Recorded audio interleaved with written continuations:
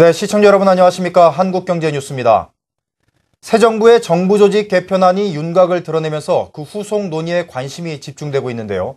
당장 각 부처별로 세부적인 업무 조율을 놓고 적잖은 힘겨루기마저 예상되고 있습니다. 자칫 논의 과정에서 파열음이 일어날 경우 이 새 정부 출범을 앞두고 적잖은 부담이 될 것으로 보입니다. 정경준 기자가 보도합니다.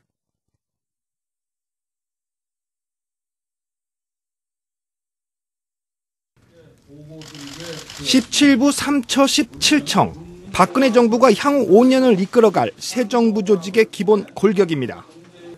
정보통신기술과 미래성장동력 발굴 등을 책임지는 미래창조과학부 신설과 해양수산부의 부활, 그리고 중소기업청의 역할 강화가 핵심입니다.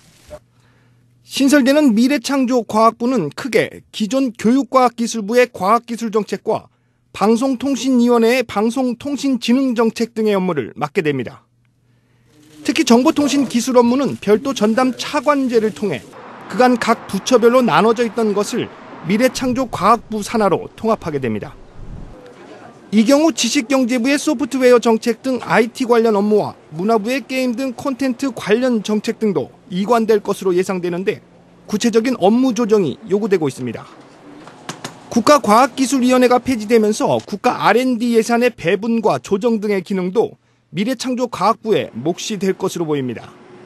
국가 전체 예산을 계획하고 배정하는 기획재정부와의 업무 조정이 불가피해 보입니다.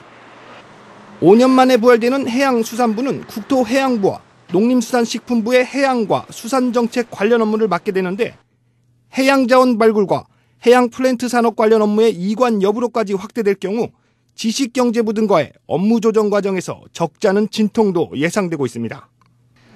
역할이 한층 강화되는 중소기업청 역시 각 부처별로 나눠져 있는 중소기업 관련 지원 정책의 통합 여부가 관건입니다.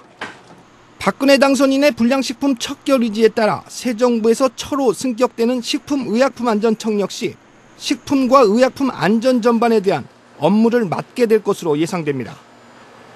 그러나 바이오 제약 산업의 신성장 동력 육성과 식품 분야의 정책 등으로까지 업무 확대가 예상되고 있어 여타 부처와의 업무 조율이 필요할 것으로 관측됩니다.